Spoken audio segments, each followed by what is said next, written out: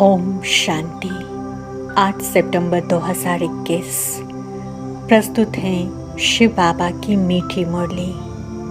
मीठे बच्चे, अपने से बड़ों का रिगार्ड रखना यह भी दैवी गुण है।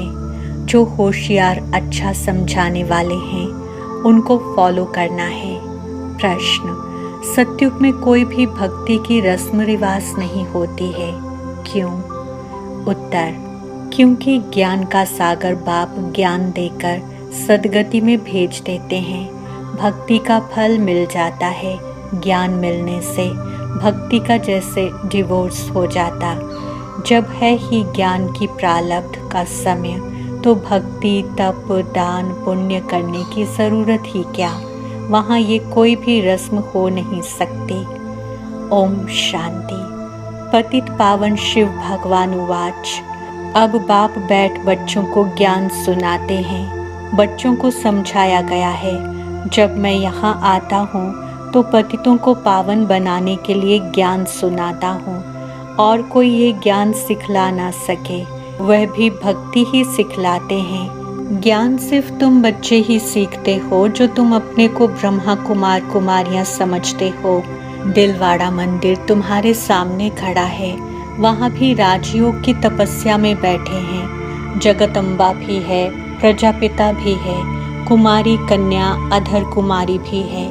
बाप राजयोग सिखला रहे हैं। ऊपर में राजाई के चित्र भी खड़े हैं। बाप कोई भक्ति नहीं सिखलाते हैं, भक्ति ही उनकी करते हैं जो सिखला कर गए हैं।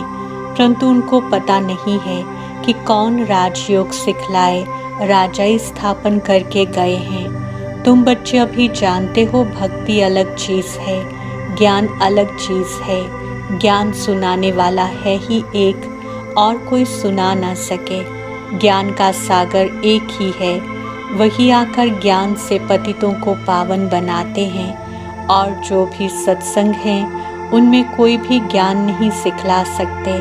भल अपने को श्री श्री 108 जगत गुरु भगवान भी कहते हैं, परंतु ऐसे कोई नहीं कहते कि मैं सबका परम पिता ज्ञान का सागर हूँ। उनको कोई परम पिता तो कहते ही नहीं। ये तो जानते ही हैं कि परम पिता पतित पावन है। ये पॉइंट्स बुद्धि में अच्छी रीति रखनी है। मनुष्य कहते हैं ये ब्रह्मा कुमारियाँ तो भक्ति को डिवोर्स देती हैं, लेकिन जब ज्ञान मिलता है तो भक्ति को डिवोर्स देना ही है। ऐसे नहीं, जब भक्ति में जाते हैं तो उस समय ये मालूम पड़ता है कि हम ज्ञान को डिवोर्स देते हैं। नहीं, वह तो ऑटोमेटिकली रावण राज्य में आ जाते हैं। अभी तुमको समझ मिली है कि बाबा हमको राजयोग सिखला रहे हैं। राजयोग का ज्ञान है, इनको भक्ति नहीं कहेंगे। भगवान ज्ञान का सागर है, वह कभी भक्ति नहीं सिखलाएंगे। भक्ति का फल है ही ज्ञान। ज्ञान से होती है सद्गति। कलयुग के अंत में सब दुखी हैं, इसलिए इस पुरानी दुनिया को दुख धाम कहा जाता है। इन बातों को अभी तुम समझते हो। बाप आया हुआ है भक्ति का फल अर्थात सद्गति देने। राजयोग सिखला रहे हैं। ये है पुरानी दुनिया जिसका विनाश होना है। हमको राजाई चाहिए नई दुनिया में। यह राजयोग का ज्ञान है। ज्ञान सिखलाने वाला एक ही परमपिता परमात्मा शिव है। उनको ही ज्ञान सागर कहा जाता है, कृष्ण को नहीं। कृष्ण की महिमा ही अलग है। ज़रूर आगे जन्म में ऐसा कर्तव्य किया है जो प्रिंस बना है। अभी तुम जानते हो हम राजयोग का ज्ञान ले नई दुनिया में स्वर्ग का प्रिंस प्रिंसेस बनेंगे। स्वर्ग को सद्गति, नर्क को दुर्गति कहा जाता है। हम अपने लिए राज्य स्थापन कर रहे हैं। बाकी जो ये ज्ञान नहीं लेंगे, पावन नहीं बनेंगे, तो राजधानी में आ नहीं सकेंगे, क्योंकि सतयुग में बहुत थोड़े होंगे।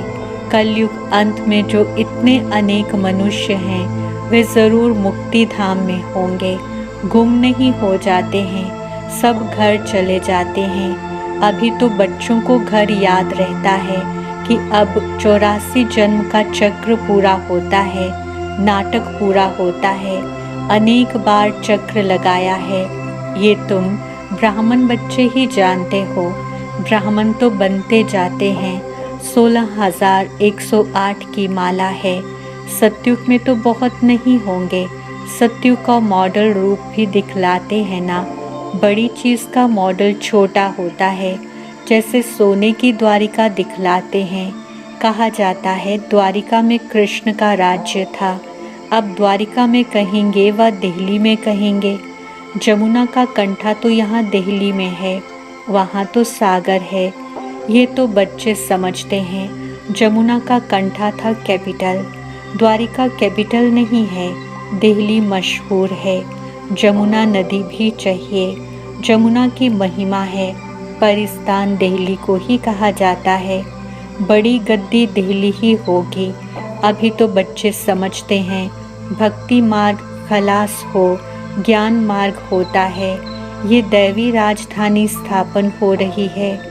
बाप कहते हैं आगे चल तुमको सब मालूम पड़ जाएगा, कौन कौन कितना पास होते हैं। स्कूल में भी मालूम पड़ता है फलाने फलाने इतने नंबर से पास हुए हैं। अभी दूसरे क्लास में जाते हैं, पिछाड़ी के समय जास्ती पता पड़ेगा कौन कौन पास होते हैं, जो फिर ट्रांसफ़र होंगे। क्लास तो बड़ा है ना, बेहद का क्लास है।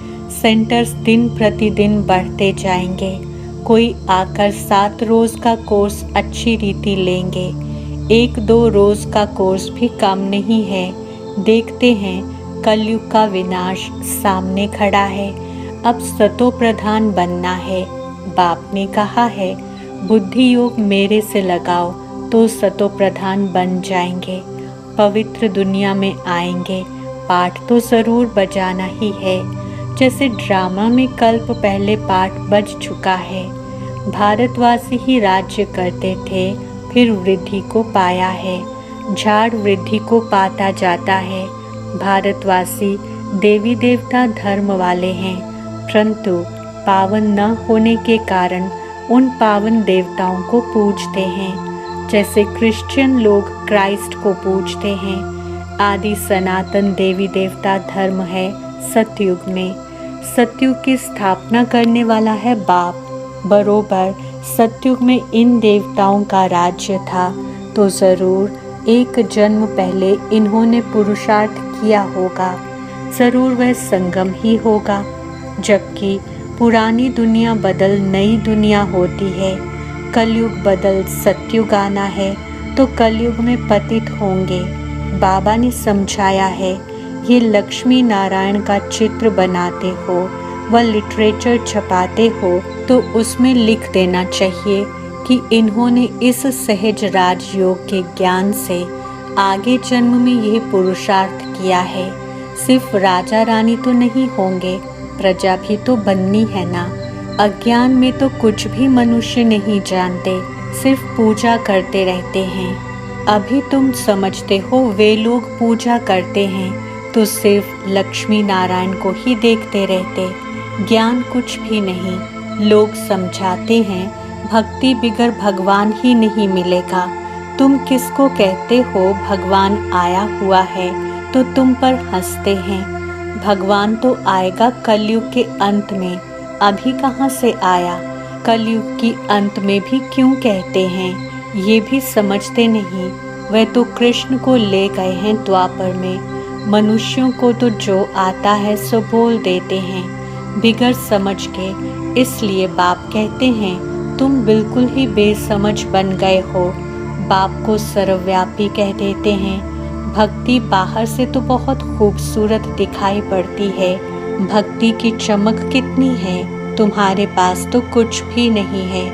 और कहाँ भी सत्संग आदि में जाएंगे तो आवाज़ ज़रूर होगा, गीत गाएंगे।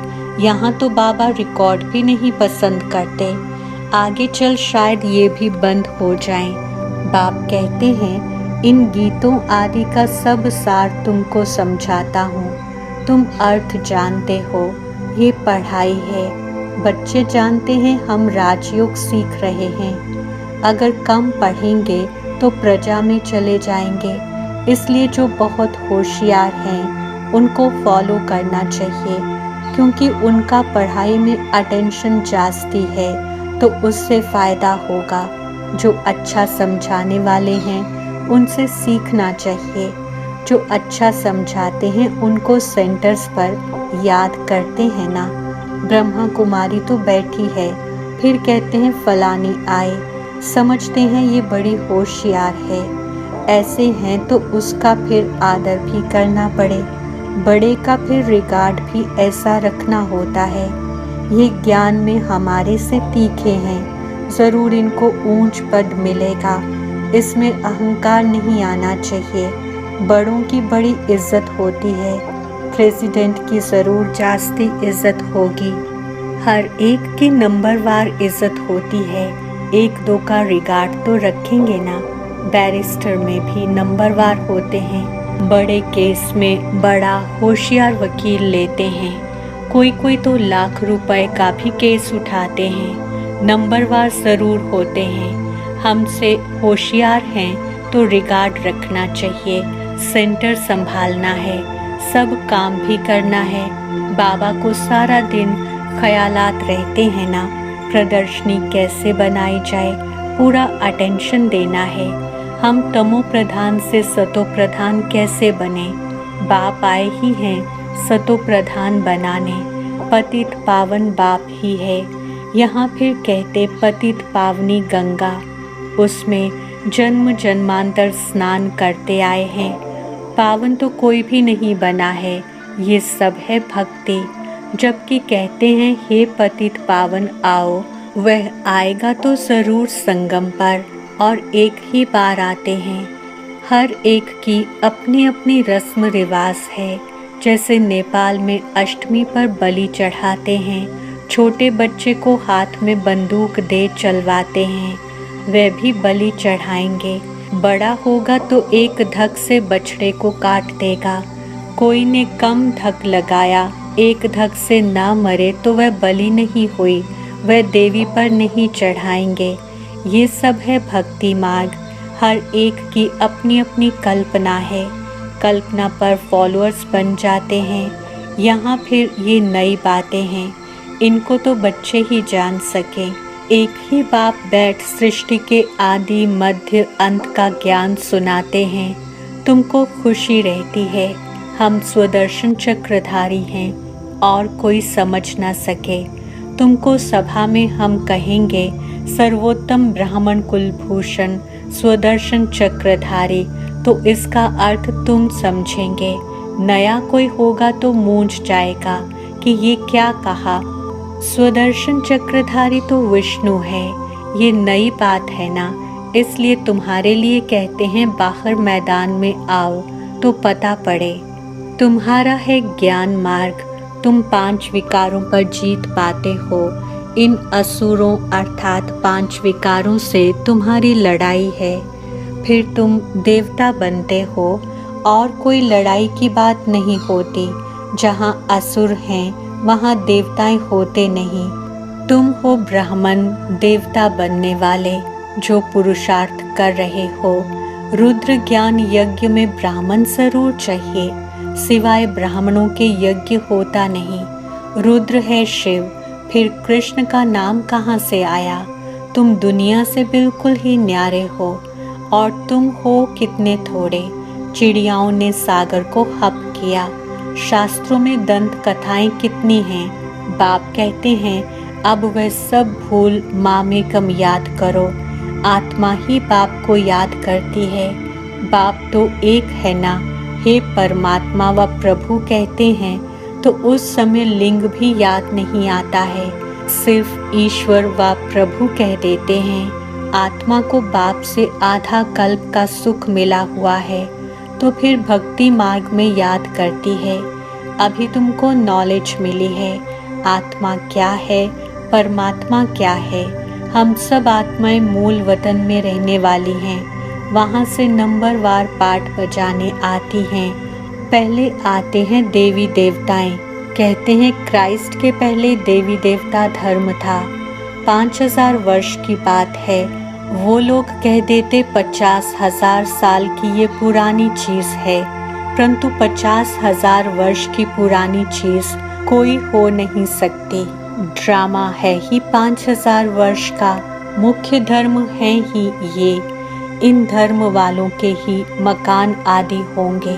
पहले पहले तो रजोगुणी बुद्धि थे, अभी तो और ही तमोगुणी बुद्धि वाले हैं। प्रदर्शनी में कितना समझाते हैं, किसकी समझ में थोड़े ही आता है। ब्राह्मणों की ही सैपलिंग लगनी है तो बच्चों को समझाया गया है। ज्ञान अलग चीज है, भक्ति अलग चीज है। ज्ञान से सद्गति होती है, इसलिए कहते भी हैं, हे पतित पावन आओ, दुख से लिबरेट करो। फिर गाइड बन साथ ले जाएंगे। बाप आकर आत्माओं को ले जाते हैं। शरीर तो सब खत्म हो जाएंगे, विनाश होगा ना। शास्त्रों में एक ही महाभारत की लड़ाई गाई हुई है। कहते भी हैं ये वही महाभारत की लड़ाई है। वह तो लगनी ही है। सबको बाप का परिचय देते रहो। तमो प्रधान से सतो प्रधान बनने का उपाय तो एक ही है। बाप कहते हैं मामेकम याद करो तो विकर्म विनाश हो जाएंगे और आत्मा मेरे साथ चली जाएगी। सबको संदेश देते रहो तो बहुतों का कल्याण होगा। अच्छा, मीठे मीठे सिकिलथे बच्चों प्रति माता पिता बाप दादा का याद, प्यार और गुड मॉर्निंग। रूहानी बाप की रूहानी बच्चों को नमस्ते। हम रूहानी बच्चों की रूहानी बाप दादा को याद, प्यार, गुड मॉर्निंग, नमस्ते और शुक्रिया। धारणा के लिए मुख्य सार। पहला पॉइंट, जो पढ़ाई में होशियार हैं, अच्छा समझाते हैं, उनका संग करना है, उन्हें रिगार्ड देना है, कभी भी अहंकार में नहीं आना है। दूसरा, ज्ञान की नई नई बातों को अच्छी रीति समझना व समझाना है। इसी खुशी में रहना है कि हम हैं स्वदर्शन चक्रधारी। वरदान, एक बाप की याद में सदा मगन रह एक रस अवस्था बनाने वाले साक्षी दृष्टा भव। स्पष्टीकरण, अभी ऐसे पेपर आने हैं जो संकल्प स्वप्न में भी नहीं होंगे, परंतु आपकी प्रैक्टिस ऐसी होनी चाहिए जैसे हद का ड्रामा साक्षी होकर देखा जाता है। फिर चाहे दर्दनाक हो या हंसी का हो, अंतर नहीं होता। ऐसे चाहे कोई का रमणीक पाठ हो, चाहे स्नेही आत्मा का गंभीर पाठ हो, हर पाठ साक्षी दृष्टा होकर देखो, एक रस अवस्था हो। परंतु ऐसी अवस्था तब रहेगी जब सदा एक बाप की याद में मग्न होंगे। स्लोगन, दृढ़ निश्चय से अपने भाग्य को निश्चित कर दो तो सदा निश्चिंत रहेंगे। ओम शांति।